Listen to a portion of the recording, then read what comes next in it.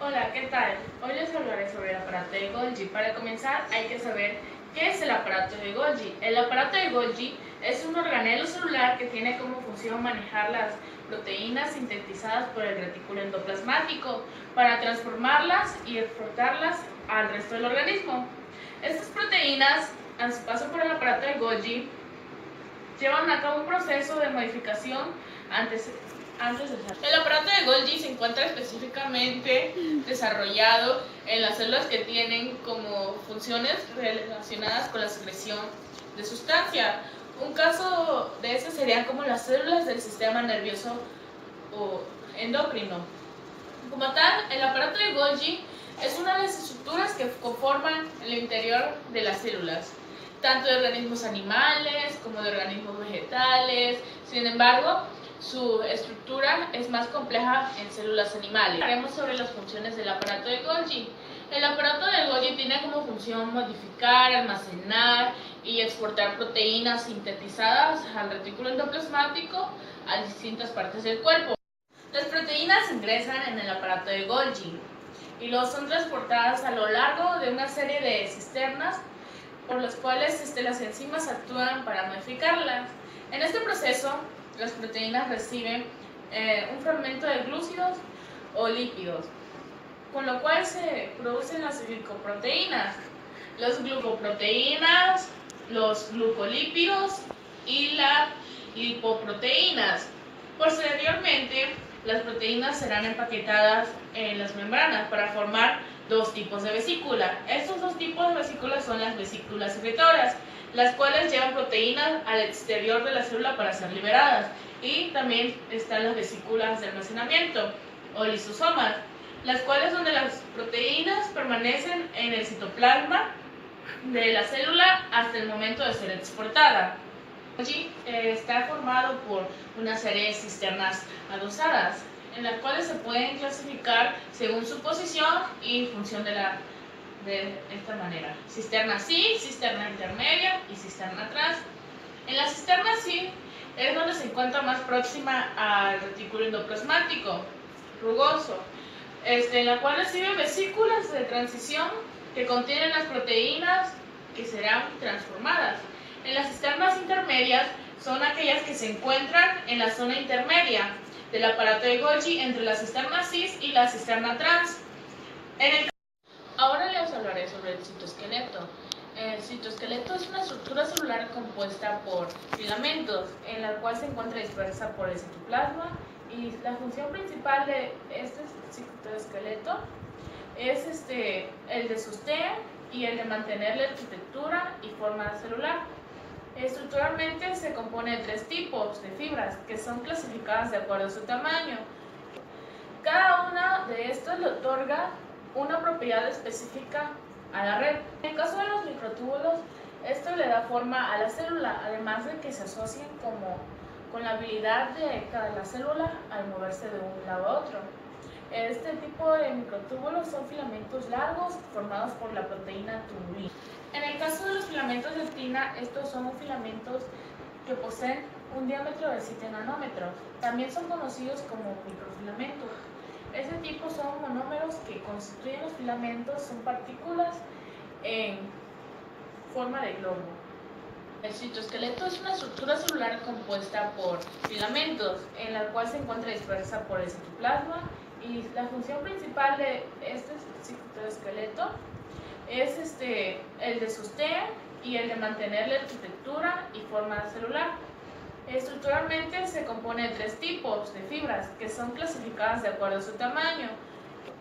Cada una de estos le otorga una propiedad específica a la red. En el caso de los microtúbulos, esto le da forma a la célula, además de que se asocian con la habilidad de cada célula al moverse de un lado a otro.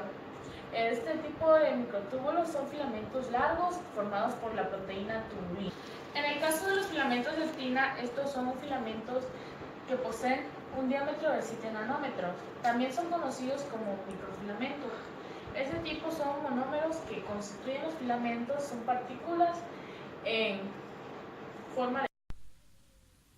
El aparato de Golgi es un orgánulo presente en todas las células eucariotas.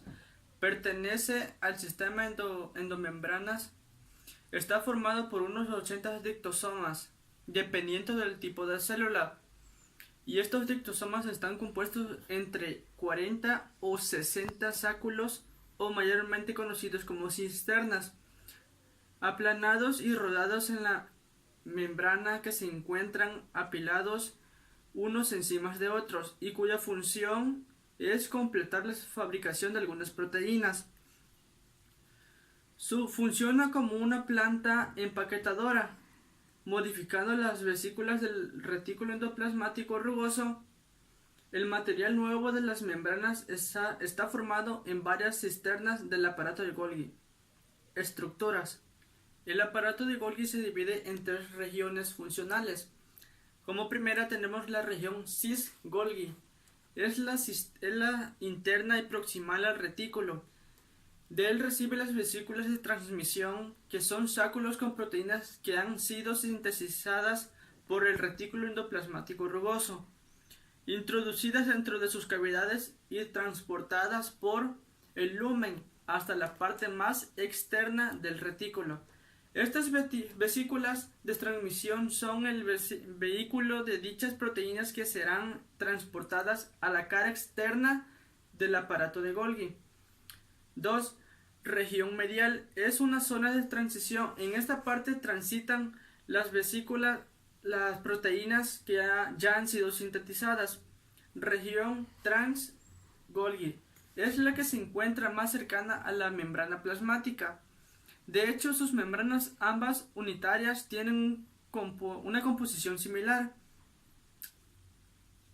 Las vesículas provenientes del retículo endoplasmático se fusionan con el cis-Golgi, transversado por todas las dictosomas hasta el trans-Golgi, donde se empaquetan y envían al lugar donde corresponda. Cada región contiene diferentes enzimas que modifican selectivamente las vesículas según donde estén destinadas. Sin embargo, aún no se ha logrado determinar el detalle de todas las funciones y estructuras del aparato de Golgi. Modificación de sustancias sintetizadas en el retículo endoplasmático rugoso. En el aparato de Golgi se transforman las sustancias provenientes del retículo endoplasmático rugoso.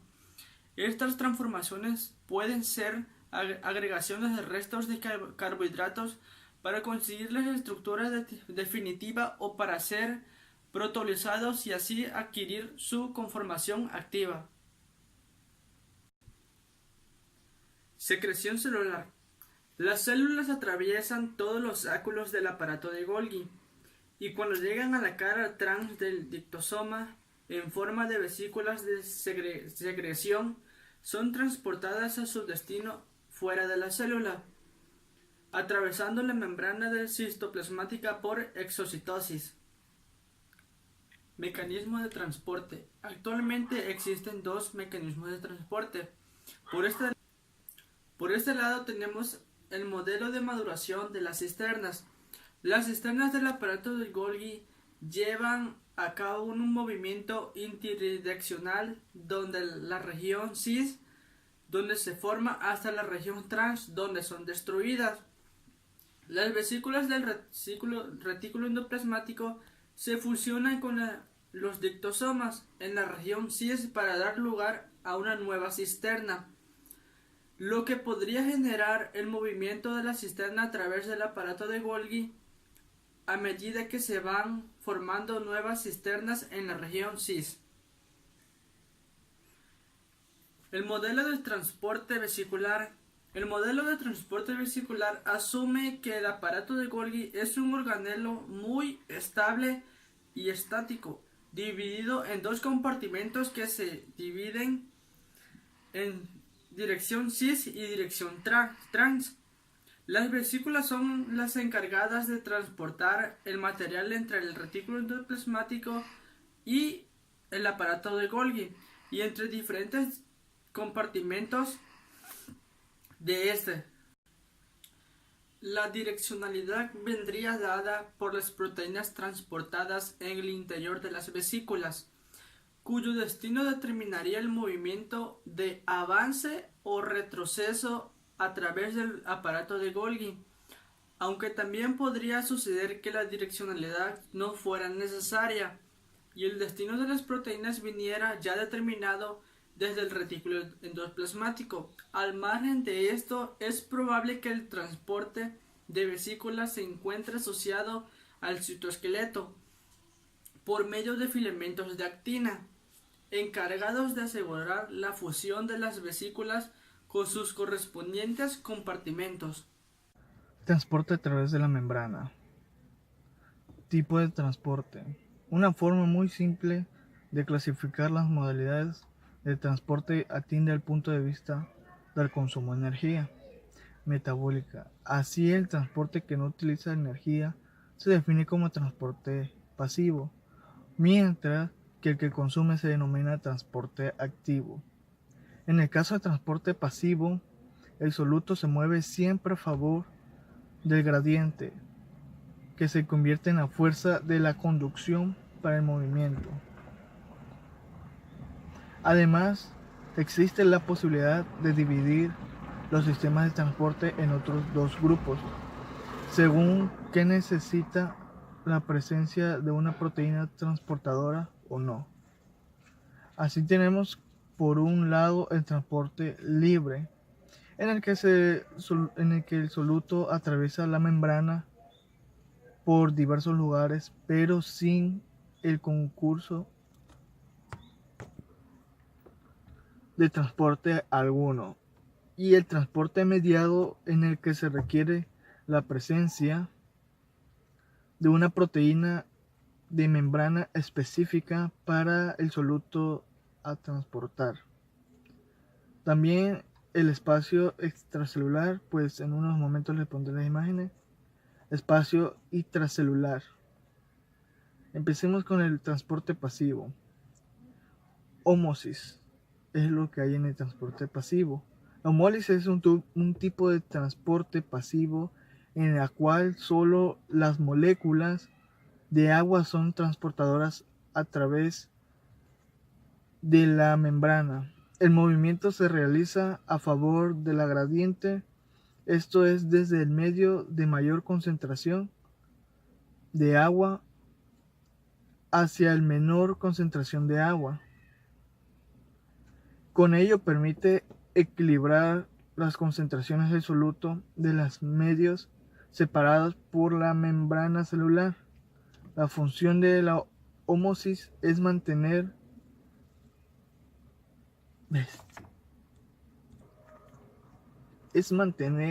hidratada la célula.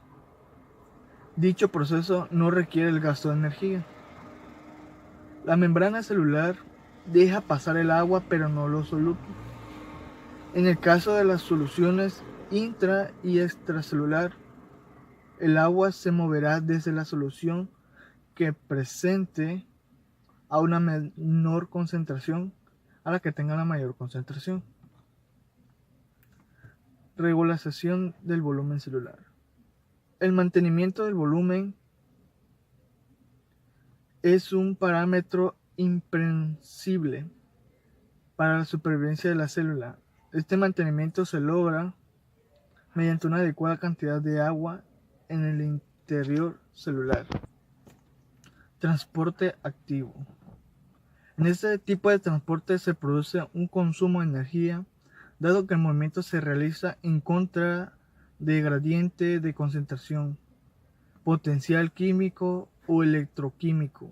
Las proteínas transportadoras tienen las mismas propiedades que las que realizan la difusión facilitada, con la diferencia que para su funcionamiento requiere energía.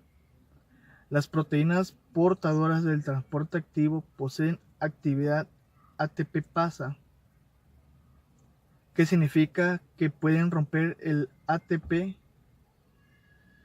para formar ADP, o también un AMP, con la liberación de energía de los enlaces fosfato de alta energía. Comúnmente que se observan tres tipos de transportadores: unitransportadores, Son proteínas que transportan una molécula en un solo sentido a través de la membrana. Antitransportadores. Incluye proteínas que transportan una sustancia en un sentido mientras que simultáneamente transportan otra en sentido opuesto. Simportadores. Son proteínas transportadores una sustancia junto con otra, frecuentemente un protón H+.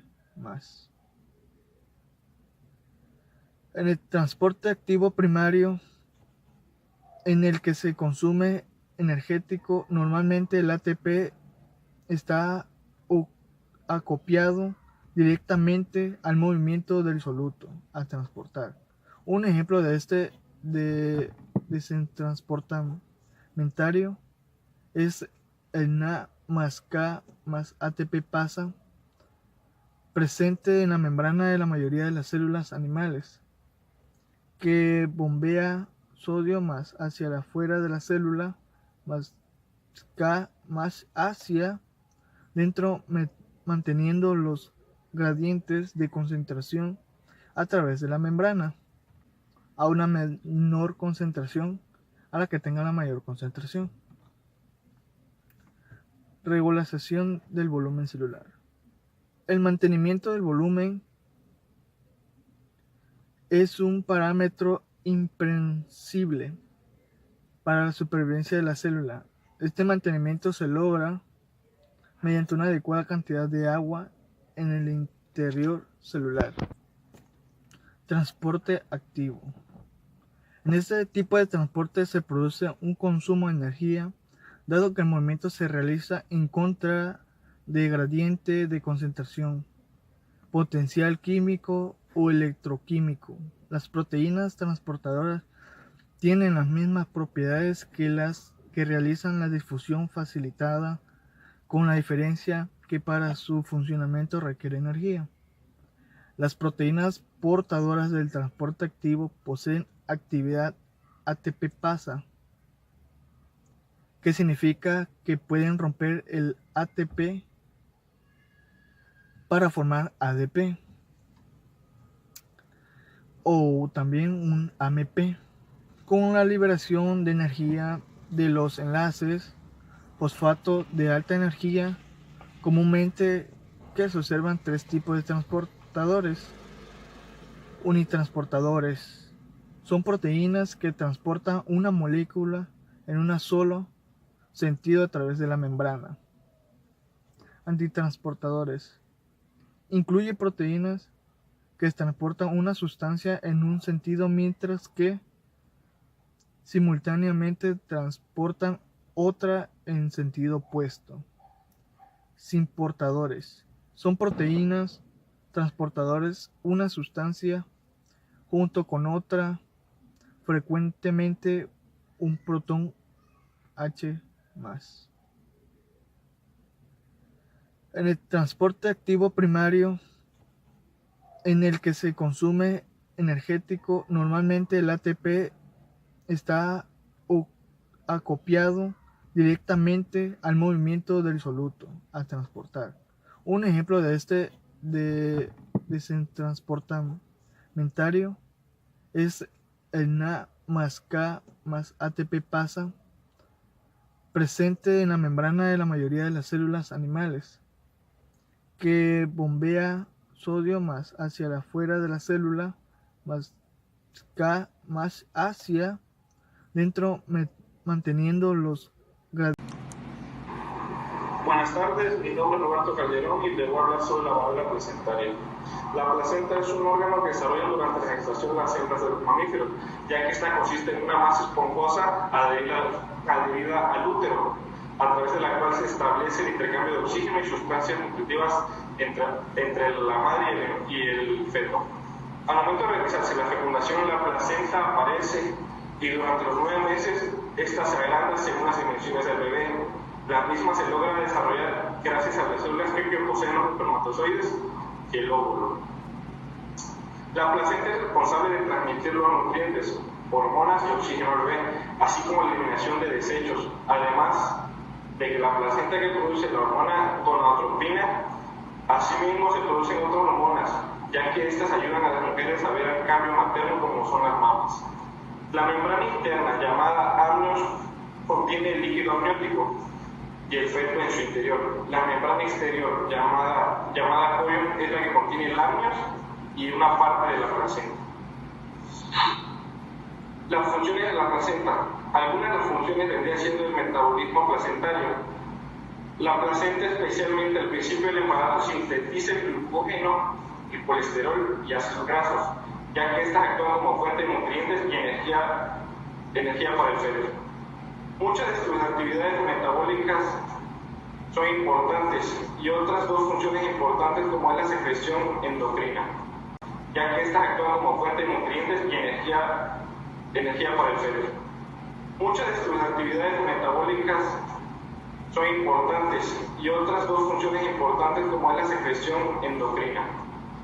El intercambio de gases. El intercambio de gases como el oxígeno, el dióxido de carbono y el monóxido de carbono se realiza por difusión simple. El feto puede llegar a extraer de 20 a 30 mililitros de oxígeno por minuto de la circulación materna y por ello es comprensible que la interrupción de suministro de oxígeno, aunque sea por corto periodo, resulte letal para el feto. La competencia inmunológica comienza a desarrollarse después del primer trimestre, ya que en este momento el feto puede llegar a producir los componentes del complemento. La barrera placentaria.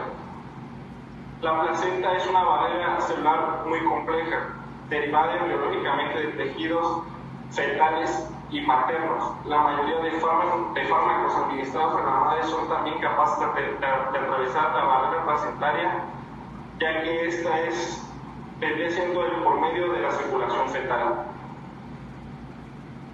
Dentro de la circulación fetal se alcanza un equilibrio muy rápido entre ambas circulaciones y la concentración de los fármacos y de sus metabólicos. En la circulación fetal es equiparable la concentración en la sangre materna. De la circulación fetal se alcanza un equilibrio muy rápido entre ambas circulaciones y la concentración de los fármacos y de sus metabólicos. En la circulación fetal es equiparable la concentración en la sangre materna.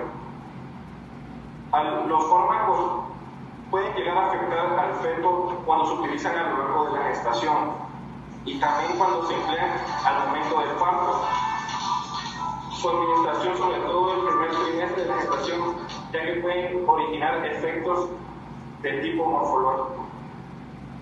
Si se administran en etapas avanzadas de la gestación, se producirán sobre todo alteraciones funcionales en ocasiones que los fármacos administrados a la madre se pueden llegar a tener efectos de terapia en el feto. La mayoría de los fármacos atraviesan por difusión simple. Los fármacos con un peso molecular inferior a 600 se pasan fácilmente porque tienen un peso superior a los 1000, ya que difunden con dificultad. El grado de ionización, ya que también influye en el paso de los fármacos a través de la barrera placentaria. Los bases COM elevado y los ácidos COM abajo son compuestos ya que se ionizan mucho y atraviesan mal. La sangre fetal tiene un pH ligeramente inferior a la sangre materna, lo cual determina que el feto acumule sobre todo los fármacos de carácter básico.